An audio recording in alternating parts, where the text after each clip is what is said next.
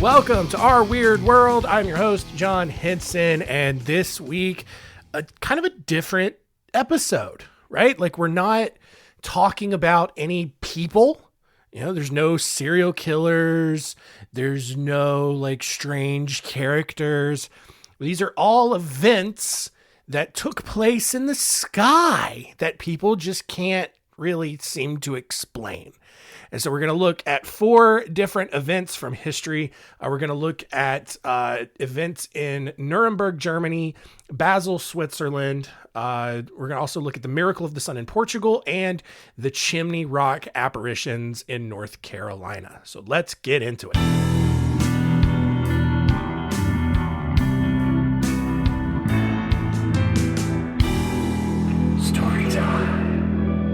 We start on April 14th, all the way back in 1561. In the early morning hours, as the sun was rising, the skies above Nuremberg, Germany just got weird. It started when these 2 red arcs appeared like above and below the sun, right? Which is odd because, you know, it's a blue sky day. Seeing anything red is obviously very out of the ordinary. And as time kind of went on a little bit, the sky above and below the sun just got completely red. And then these dark black spots began appearing all around the sun. Some of the black spots, as it was reported, were lined up in rows of 3. Other black spots formed the shape of a square. And then, according to some people, blood red crosses began to appear inside of the black little circles, or the black spots. And then it also then started to look as if the black spots were kind of fighting against each other, and they were dancing around the sky. They were like darting in and out of the sun, or in, you know, the light of the sun. And this went on for over an hour. And then finally, as if they had all just run out of energy, all of these black spots just fell down towards the earth or the horizon, and then they just evaporated and they disappeared. At the time, you know, mid-1500s, the citizens of Nuremberg immediately thought that this was just a divine sign from God, that he was just really pissed off at them. Like they had just really screwed up and God was punishing them for something. But, you know, nothing was damaged. There, you know, everything in the city was fine. But the citizens in Nuremberg felt really strongly that God was trying to tell them something. However, a lot of other people disagreed, mostly because of like logic and reasoning and things like that. People eventually interpreted the events as an alien space battle that had occurred. So like when I say logic and reasoning, maybe not a lot of it. also like the people who later kind of interpreted it as a space battle were like, you know, farther along in the 60s and 70s when that sort of thing was, you know, really getting talked about. But so some people believe that just this giant alien space battle happened, and like apparently just only the people in Nuremberg were able to see it. Others believed that this story, which granted originally appeared on a broadsheet, which is just like a giant piece of paper with a bunch of stories on it. They believed that this was just really a metaphorical story reflecting how the people in Nuremberg felt about various wars and battles that were going on at the time. And to their credit, Nuremberg at this time was one of the wealthiest and most prestigious cities in Germany, but they also remained neutral in a lot of the conflicts between Catholics and Protestants at the time. However, you know, that didn't stop them from, you know, watching a lot of these battles that raged on in the countryside. And so it's, you know, you set fire to the next town over, and as the sun, you know, comes across the horizon the next morning, it might affect the color of the sky and all that. So like that makes a lot of sense. However, 5 years later, the residents in Basel, Switzerland, witnessed a similar kind of phenomenon, not one or two, but on 3 different days. in 1566. It started on July 27th when, as following like the end of like a very bright, clear, sunny day, the sun shrank and like lost all of its brightness.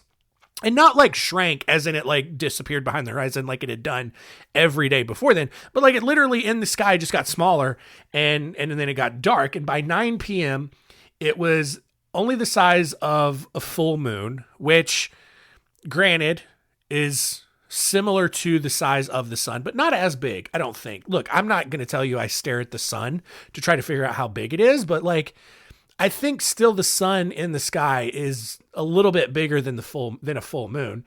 But regardless of the size, it looked like now that the sun was dripping blood. So now here's the thing. A lot of you who might be a little bit more astronomically minded might be thinking, well, that's just a harvest moon. They didn't realize that like the sun had gone down and the moon had risen like shortly, around the same time, and that this moon was a little bit more orange. And so that's just what a harvest moon is. People are dumb. And that would be like super logical. And I totally get where you're coming from. But people who reported this in Basel also reported that the moon was up in the sky at the same time and was also blood red. So like now we got like this weird like Tatooine situation going on, where Luke is staring off in the desert. You got the two suns from Tatooine beaten down on it's like, wah, wah, wah, wah, wah. Wah, wah, wah, wah, wah, wah, wah, wah. That kind of stuff. Anyway, you get what I'm talking about. The next morning, however, the sun was still a lot smaller and it was still very red. But the day after, on July 29th, everything was back to normal. The sun is its normal golden color. It's the same normal size. Everything seems to be fine.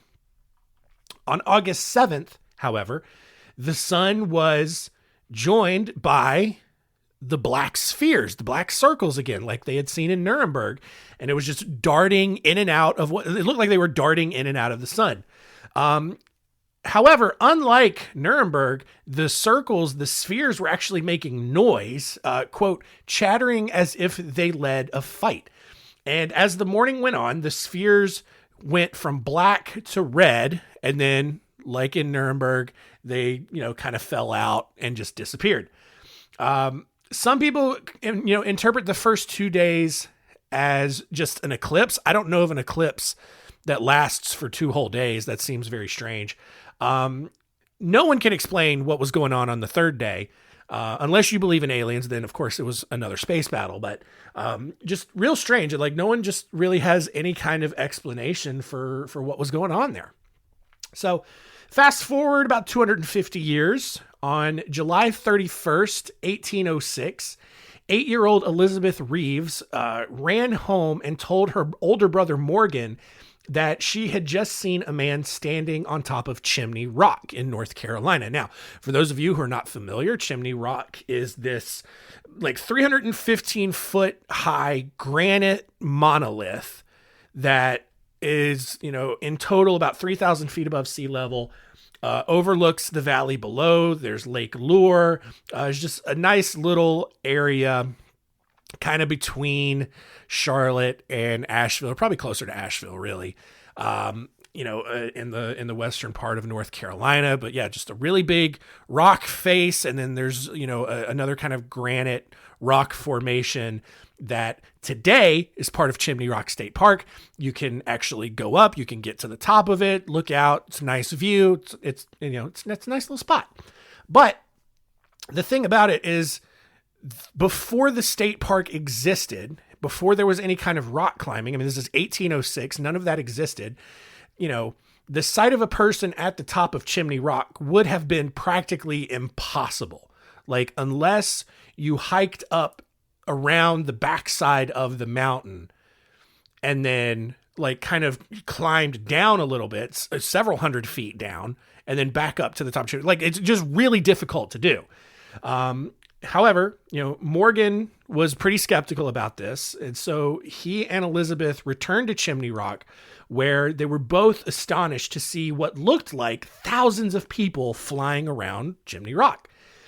These people were dressed in all white, and they looked to be like this sort of combination of infants, young children, and like full-sized adults. But other than that, like the Reeves children, Morgan and Elizabeth were too far away to really make out any other discernible features. So they ran back home again, and this time they got their mother, Patsy, to come look.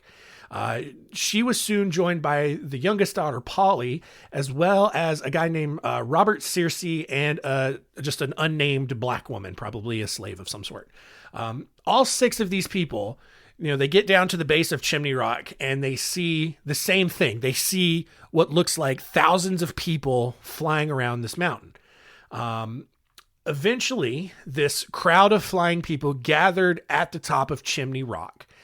And a couple of seconds later, 3 of the people started floating up above the others before the entire group just began ascending higher and higher into the air before they disappeared out of sight.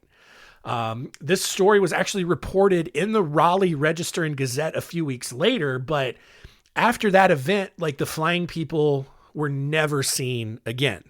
But 5 years later, in 1811, a similar sort of apparition appeared. This time, however, people reported seeing 2 opposing armies riding winged horses, tiny winged horses, which is funny to me. Full-grown adults flying tiny winged horses, and they're in this battle, in this war battle above the mountain. But rather than like one instance from one family, multiple people in different locations around the valley reported seeing the same thing. They reported seeing all of these soldiers flying tiny winged horses, and they're fighting each other. And this went on for a couple of days. On some nights, witnesses claimed to actually hear sounds of clashing metal as if like people were fighting with swords. Others could also say they could hear the groans and cries of like the soldiers who were wounded. Each time this apparition appeared, the battle would only last about 10 minutes before it ultimately disappeared. Newspapers all over the state reported on this phenomenon. Residents ended up gathering in Rutherfordton. I hate that word. I hate that town name. Rutherfordton, which is I'm probably 30 minutes to the south. They were gathered together to discuss what was actually going on, and they all landed. They ended up in a consensus that what they were seeing, these apparitions, were basically a divine vision of highlights of the Revolutionary War. So like not even highlights of, or like visions of the future. They think they're seeing highlights of the Revolutionary War. And there were like several Revolutionary War battles fought in Western North Carolina. So it's not, I mean, I get where they're coming from. I can see why they would think that. But however, following the sightings in 1811, as far as anyone knows, no other reports of anything strange has been seen at Chimney Rock. All right. The last one here, in the spring of 1917, 3 Catholic children were working as shepherds near the Portuguese town of Fatima when they began seeing angels and the Virgin Mary. You know how kids do, just seeing the Virgin Mary and angels flying around everywhere. The Virgin Mary then came down and told them that prayer would bring an end to World War I. And so they needed to pray a lot if they wanted this war to end. But even more, on October 13th, the lady, I don't know who the lady is, but this lady would reveal her true identity and perform a miracle, quote, so that all may believe. And so the kids, these girls, these 3 Catholic girls, they run back, they tell their family what had happened. Newspapers picked up this story. And once it did, like it really, really took off. Thousands of religious pilgrims began visiting Fatima in Portugal to see if they could witness these angels and the Virgin Mary for themselves. Well, on October 13th, just as, the alleged Virgin Mary had commanded, as many as 100,000 people arrived in this Portuguese town at the prophesied place to witness this alleged miracle. After a brief but conveniently timed rain shower, I'm not saying like the girls had control over this or knew what was going to happen. Like, it's just very good timing. The clouds parted ways and then revealed the sun, which appeared not like the same bright golden ball of light that you see today, but as an opaque spinning disc. And, obviously it was duller than it normally was, but it also was shooting these multicolored lights across the gathering of people, this group of 100,000 people. As this light show allegedly moved through the crowd, the sun then started to look as if it was getting closer, like it was getting bigger, before it started darting back and forth in the sky and then returned to its normal position. Everyone in the crowd who had been standing out in the rain had, within seconds was completely dry. The muddy ground that had developed beneath them was as dry as it had been before it started raining. The three children who originally reported the apparitions also claimed to see Jesus, Our Lady of Sorrows, which is like the sad version of Virgin Mary, I think, according to Catholic tradition. I don't know. They also saw the Our Lady of Mount Carmel, which is the Carmelite order version of Virgin Mary. They also saw Saint Joseph, all giving blessings to the crowd. And then, just like that, everyone left and went home. They were like, "Oh wow, that's pretty cool. All right, we're gone." In 1930, and I think no one really ever did anything about it. It's just like, "Oh wow, these kids were pretty right. That was wild." All right, well, back to the war, and nothing happened. But then in 1930, the Catholic Church revisited the event and declared it as a supernatural event and erected a shrine near the site.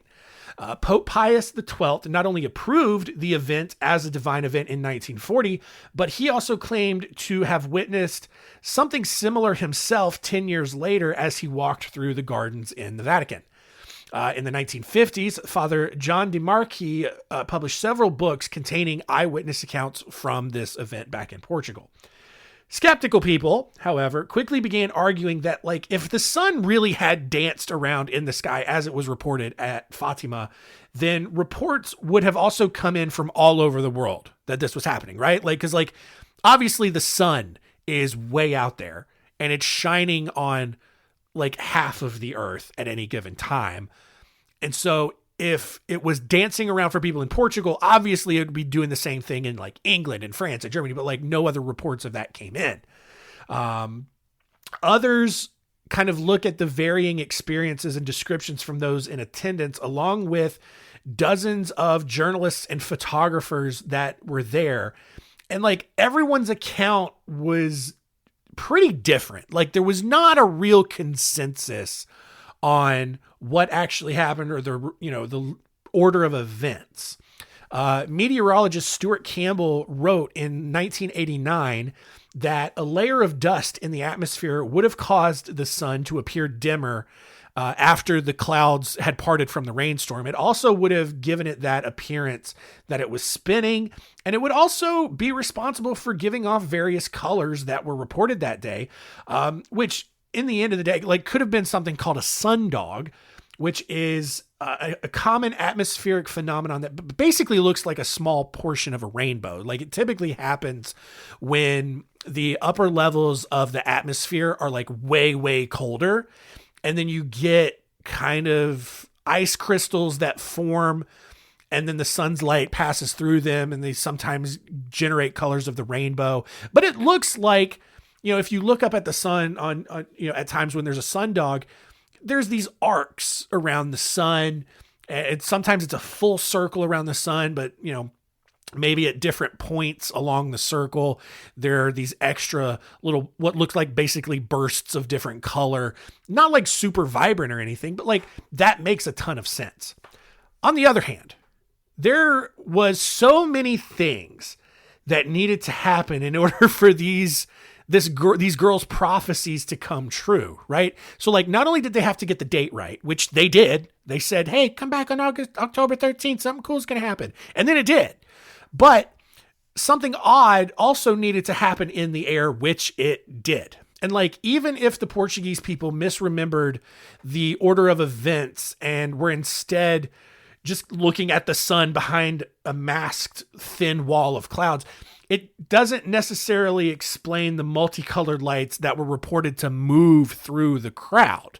And maybe that was exaggerated. Maybe that was added later. I don't know.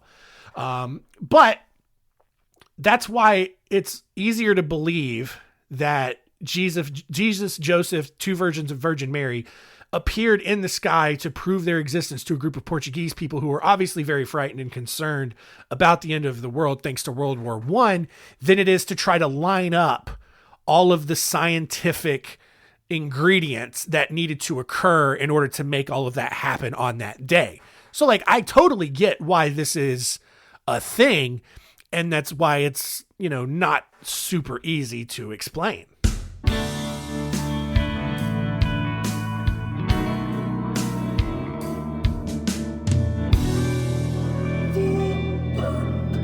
So yeah, strange things in the sky in the books. It's like, the first couple were like 500 years ago. I don't know how you can even begin to try to logically explain that based on the language and the imagery that was used.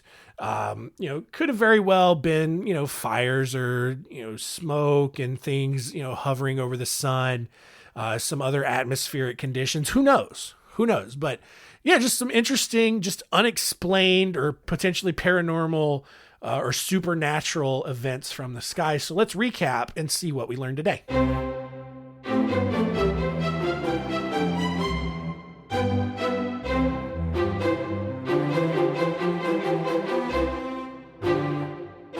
What did we learn? Number one, in the 1560s, Nuremberg, Germany and Basel, Switzerland both reported very similar instances of the sun shrinking, losing its brightness, and then these black circles or spheres dancing around and seemingly fighting with each other. And no one has any idea what that was all about, unless it was aliens.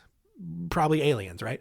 Number two, in the early 1800s, Chimney Rock in North Carolina, people were seeing what looked like people or angels or soldiers flying around the mountain, fighting in battles, but unfortunately nothing has been seen since. And then number three, 1917 in Fatima, Portugal, 3 Catholic girls claimed that something crazy was going to happen on October 13th. And then lo and behold, kind of actually did. Was it atmospheric things lining up, or did these 3 Catholic girls actually receive a vision from the Virgin Mary?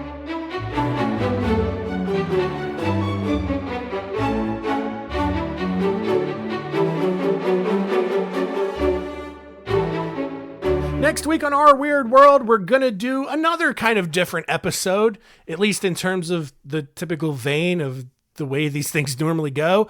We are looking at 3 stories of some very heroic people, right?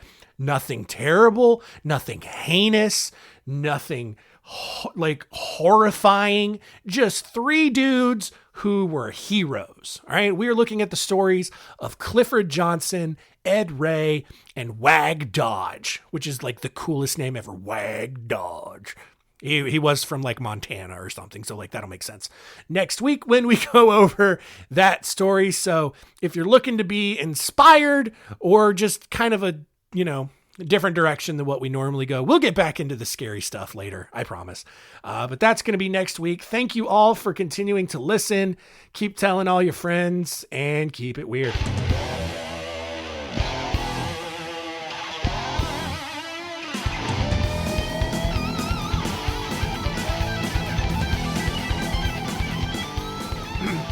I've known a few guys who thought they were pretty smart, but you've got being right down to an art.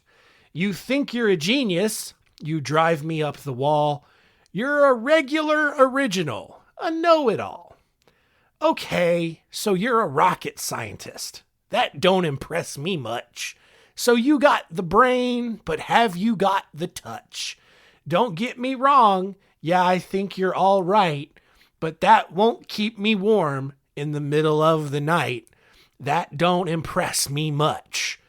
I never knew a guy who carried a mirror in his pocket and a comb up his sleeve just in case, and all that extra hold gel in your hair ought to lock it, 'cause heaven forbid it should fall out of place. You're one of those guys who likes to shine his machine. You make me take off my shoes before you let me get in. I can't believe you kiss your car goodnight. Come on, baby, tell me. You must be joking, right? Oh, you think you're something special? Oh, you think you're something else. Okay, so you're Brad Pitt. That don't impress me much. So you got the looks, but have you got the touch? Don't get me wrong. Yeah, I think you're all right, but that won't keep me warm in the middle of the night. That don't impress me much.